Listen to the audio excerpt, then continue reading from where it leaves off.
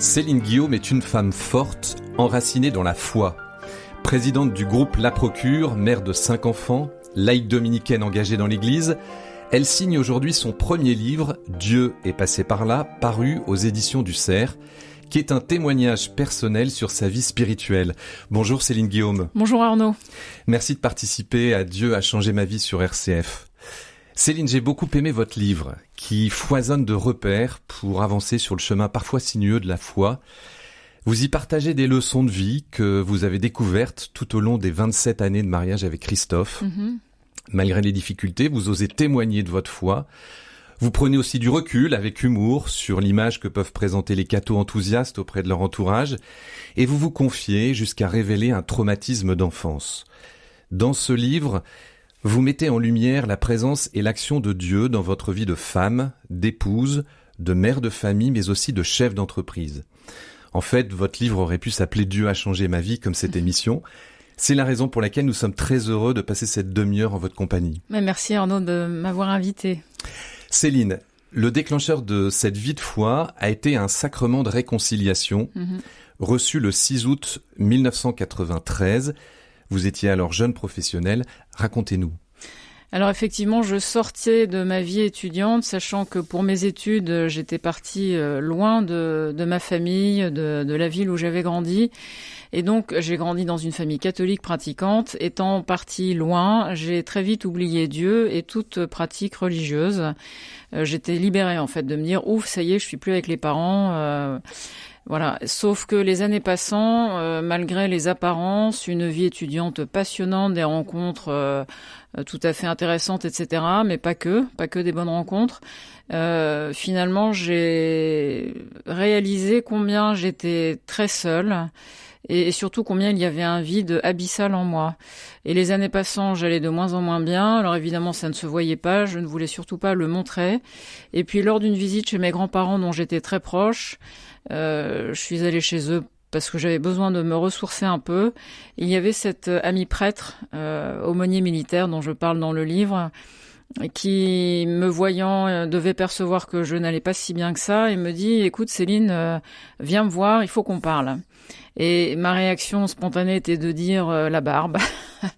J'y suis allée avec les pieds de plomb en me disant... Vous pensez qu'il allait vous faire la morale? Exactement, je me suis dit, il va me demander si je vais à la messe, je vais lui répondre que non. Voilà, donc j'avais vraiment aucune envie d'y aller. Et puis par respect pour lui, parce que c'est un homme que je connaissais depuis très longtemps, j'y suis allée. Et à ma grande surprise, la première question qu'il m'a posée, ce n'était pas « Alors Céline, vas-tu à la messe ?» C'était « Céline, comment vas-tu ?» Et là, j'ai commencé à lui dire que ça n'allait pas, pourquoi, etc. On a eu un très long entretien et à l'issue duquel il m'a dit « Mais écoute, maintenant, mets-toi à genoux et confesse-toi. » Et là, j'ai été très choquée, scandalisée par sa remarque et j'étais prête à me lever pour prendre la porte. J'étais même en colère. Je me suis levée et au lieu de partir, je me suis mise à genoux et je me suis confessée. C'était un moment incroyable, très émouvant. J'ai beaucoup pleuré.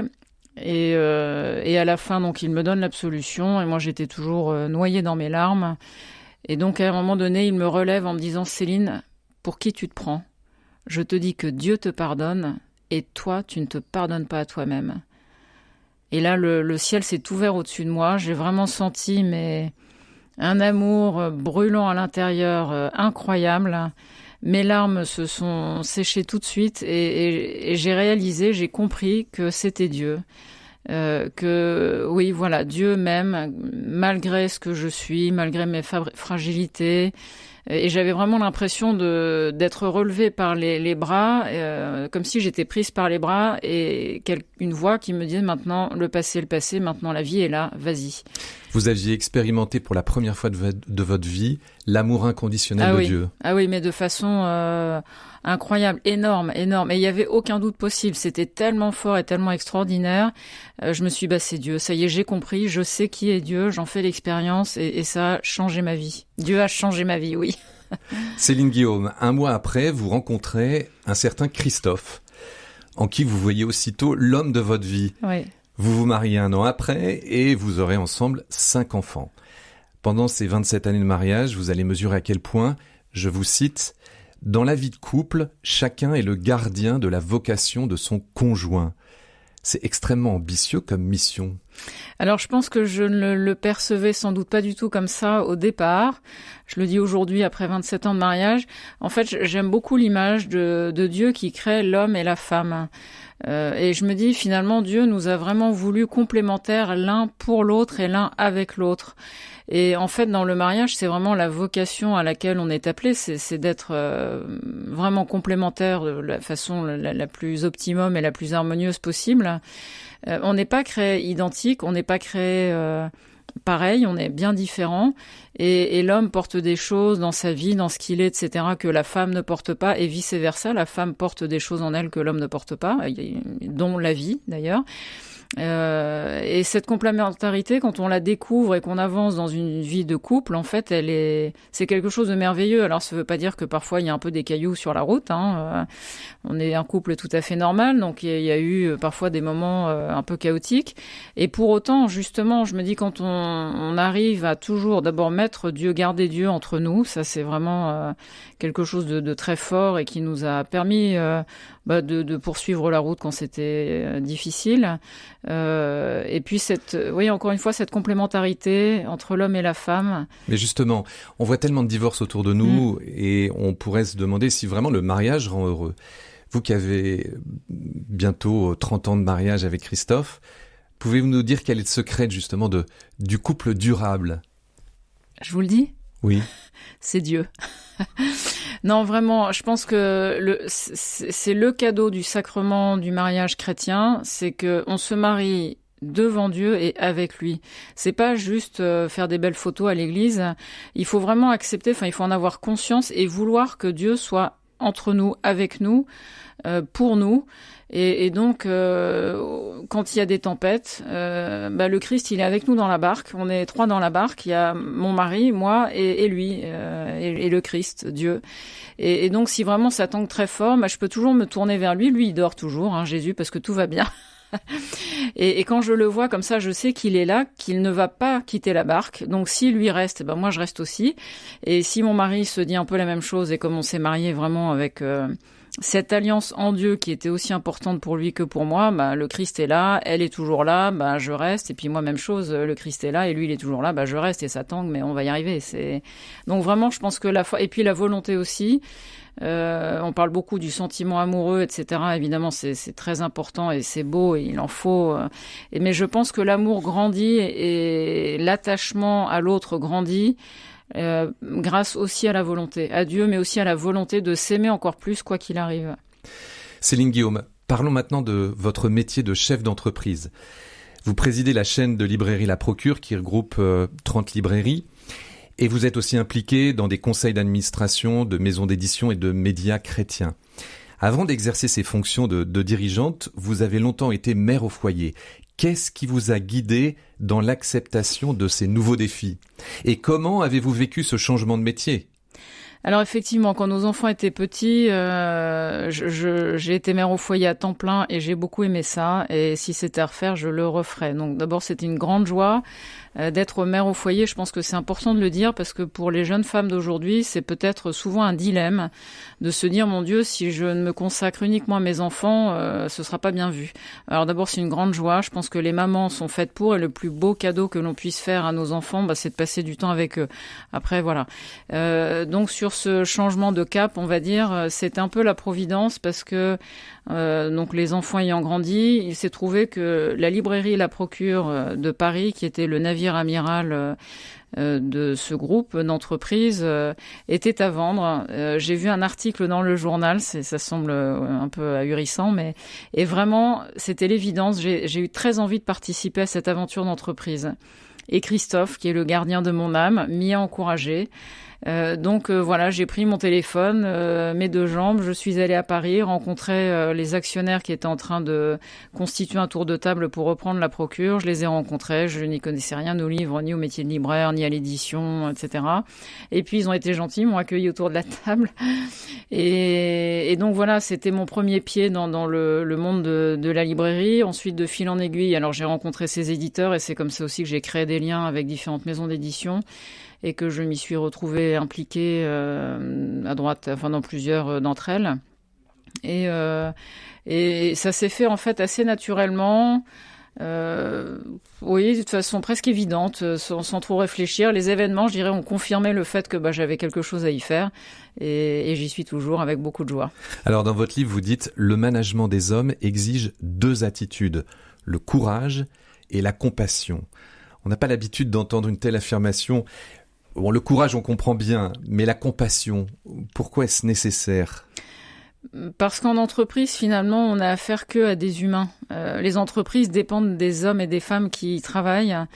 Et donc, il faut savoir être exigeant vis-à-vis de soi-même et vis-à-vis des personnes avec lesquelles on travaille.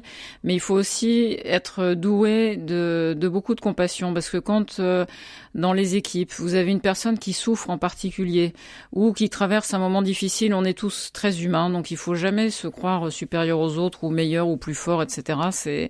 Il faut savoir être attentif à ce genre de signal.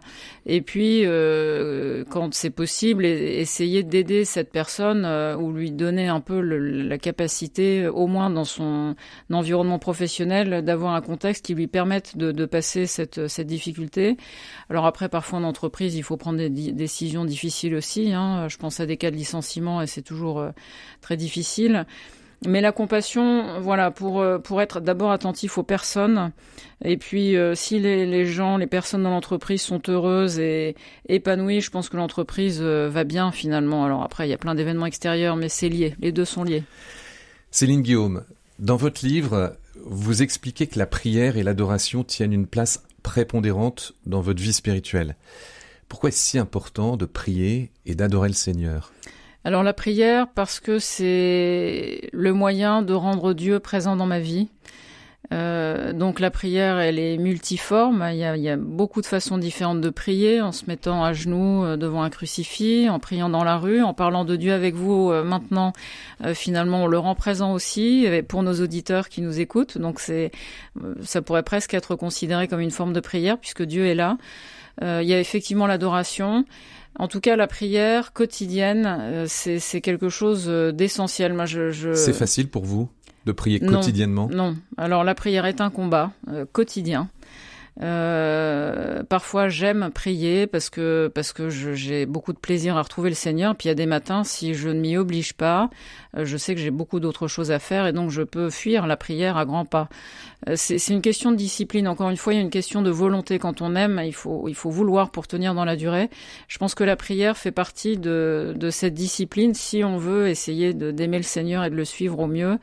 De lui être un petit peu fidèle. Lui, il est toujours fidèle, il est toujours là. Donc c'est à moi de ne pas l'oublier. C'est trop facile de se retourner vers lui quand ça va pas bien et de ne penser à lui de penser à lui que dans les moments difficiles et à s'en aller bien loin quand tout va bien. Donc c'est un peu une discipline, mais je pense Saint Paul nous le dit dans ses textes. La course est longue, il faut de l'endurance. C'est un petit peu tous les jours. Dans votre livre, vous parlez aussi des sacrements et en particulier de l'Eucharistie et de la confession. Vous dites, ils nourrissent notre relation à Dieu, au Christ et à l'Esprit Saint. Alors effectivement, l'Eucharistie, pour moi, c'est quelque chose de vital. J'aime beaucoup aller à la messe. C'est une chance parce que, quelles que soient les circonstances, quel que soit le prêtre qui officie, parce que le Christ est présent. Et pour moi, l'Eucharistie, c'est vraiment, il est là, quelles que soient les circonstances. Le Christ est là et donc c'est un rendez-vous auquel je tiens beaucoup. Et puis la confession, c'est ce qui nous permet de se reconnaître pécheur et de demander la miséricorde de Dieu. Et la miséricorde de Dieu est essentielle.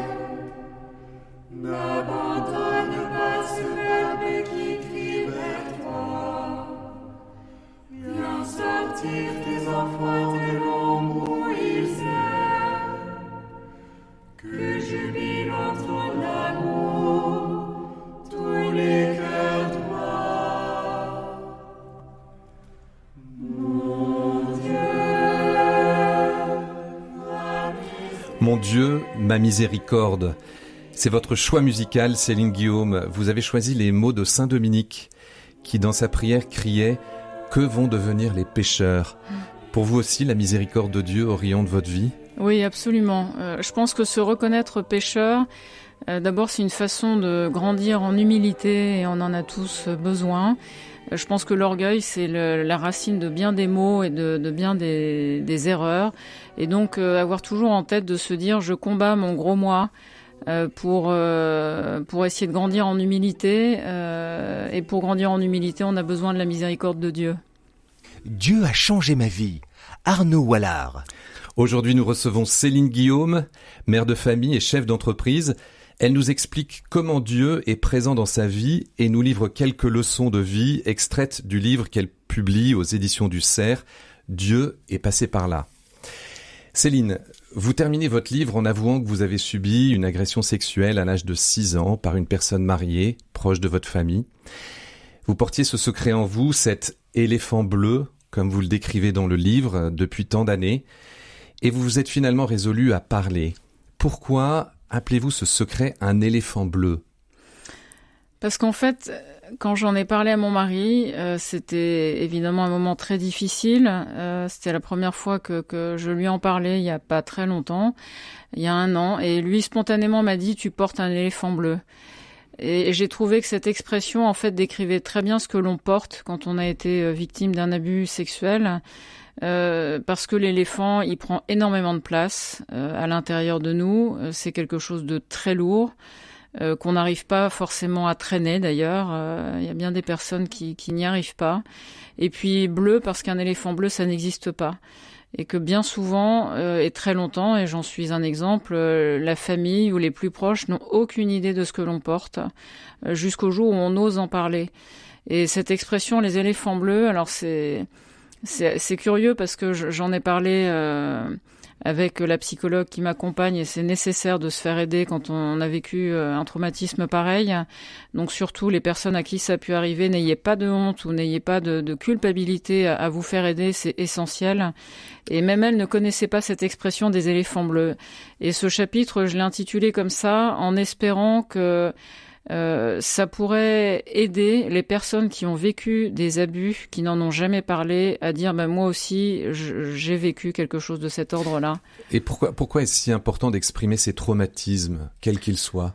Parce que la parole libère. Alors ça, j'en fais l'expérience depuis 1 an, un peu plus, mais c'est incroyable. On a beau le savoir intellectuellement, parce qu'on entend malheureusement d'autres récits depuis bien des années sur les abus, que ce soit dans l'église ou à l'extérieur. Donc on entend souvent la parole libérée, etc. Mais maintenant que je l'ai vécu, je réalise, je prends conscience de la vérité de cette parole et combien elle libère et combien c'est essentiel, combien c'est important, c'est vital d'oser en parler. C'est très difficile, mais vraiment, il faut oser le faire. Donc encore une fois, je ne peux qu'encourager ceux qui auraient vécu des choses aussi traumatisantes à trouver l'oreille attentive qui pourra les aider à entamer un chemin de guérison. Ce qui est impressionnant, c'est que malgré cette souffrance profonde que vous avez pu en fait vous marier, fonder une famille, vous engager dans la vie économique, dans l'église aussi. N'avez-vous pas senti de temps en temps que cet éléphant bleu vous empêchait d'avancer ? Alors si, beaucoup, surtout quand j'étais enfant et adolescente. Je le dis dans mon livre, j'ai l'impression d'avoir grandi derrière un mur à l'intérieur, un mur qui n'avait ni porte ni fenêtre.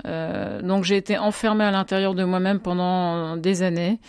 Je pense que ce qui m'a aidé à sortir ou à remonter ce mur, c'était d'abord le mariage avec Christophe, qui était un mari vraiment très attentif, bienveillant. Enfin bref, il a plein de qualités. Et puis ma foi, ma conversion, vraiment de découvrir que Dieu était présent dans ma vie depuis toujours. C'est en fait le Seigneur est ma force. C'est vraiment, parfois les gens me disent mais toi t'es une battante, mais je suis pas une battante en fait. Si je suis ce que je suis, c'est vraiment grâce à Dieu. Je porte un petit bracelet et tous les matins sur lequel il est écrit Deo Gratias, et tous les matins quand je le mets, mais vraiment je lis cette inscription en me disant mais oui, Deo Gratias, parce que sans lui je ne serais pas là où je suis. Et encore une fois, je n'en reviens pas. Je vois tellement de personnes malheureusement qui ont été abusées, qui n'en sont pas du tout là. Je ne sais même pas comment moi j'ai pu arriver là où je suis aujourd'hui. C'est une grâce énorme, immense. Céline Guillaume, depuis quelques années, vous êtes laïque dominicaine. Pouvez-vous nous dire ce que signifie d'être laïque dominicaine et pourquoi vous avez fait ce choix de suivre Saint Dominique ? Qu'est-ce que vous aimez dans la vie de Saint Dominique ? Alors, quand j'ai découvert la vie de Saint Dominique, ce que j'ai beaucoup aimé, c'est cette phrase qui est écrite de lui. Il aimait tout le monde et tout le monde l'aimait.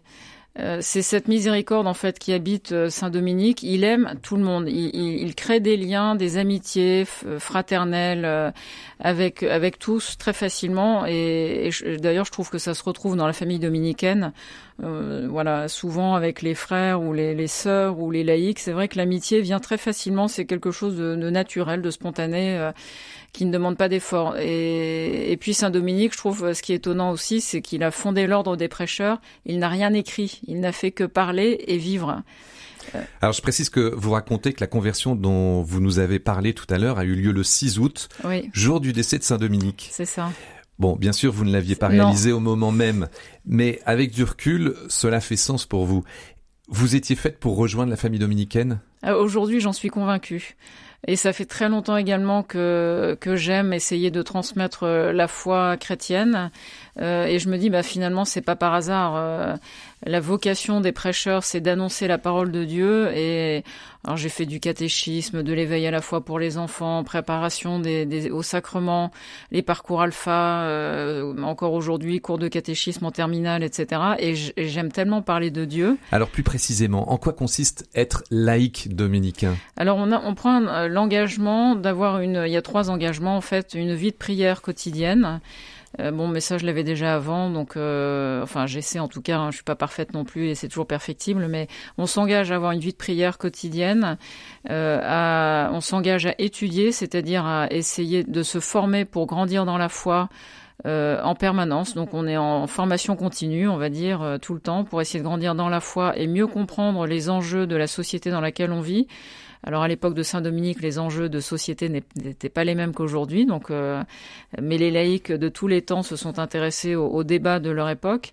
Et puis le 3e engagement, c'est de vivre la fraternité. Pour les laïcs, cette vie fraternelle, on la retrouve dans ce qu'on appelle des groupes de laïcs dominicains.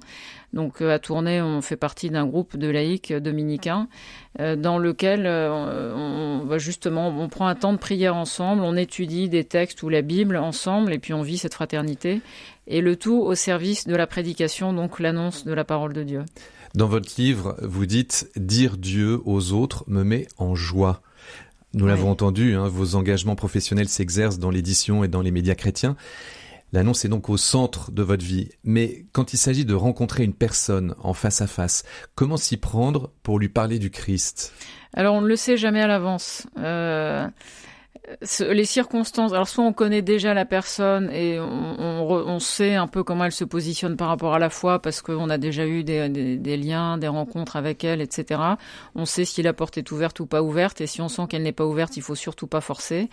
En revanche, quand on sent qu'il y a une petite ouverture, il faut pas hésiter à essayer d'y entrer.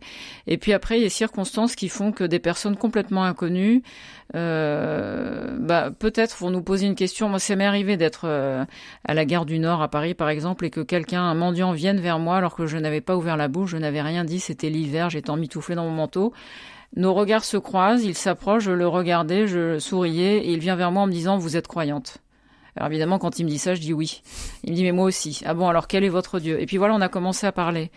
Mais il y a d'autres circonstances. Je me souviens d'un déjeuner avec un éditeur parisien qui est pas du tout croyant ou très loin de la foi. Et étant présidente de la Procure, à un moment donné, il me dit « Mais vous, Céline, comment êtes-vous devenue croyante ?» Et je commence à lui raconter mon histoire en me disant « S'il me pose la question, je lui raconte. » Et puis j'étais un petit peu gênée parce qu'on se connaissait pas avant. Et puis en fait, il me regardait, il était vraiment comme fasciné par ce que je lui racontais. Il me disait « Bon, et alors ? Et après ? Et après ? Et après ?» Donc je lui ai tout raconté, vraiment ma conversion pendant cette confession. Et je me dis « Mais il doit croire que je suis tombée de la lune. » Et en fait, il en a été bouleversé. Donc voilà, je dirais ce sont les circonstances, il faut être très subtil et ça demande beaucoup de délicatesse aussi parce que parler de la foi, c'est pas toujours simple et il faut accepter que quand ce n'est pas le bon moment, il faut surtout être très discret, ne pas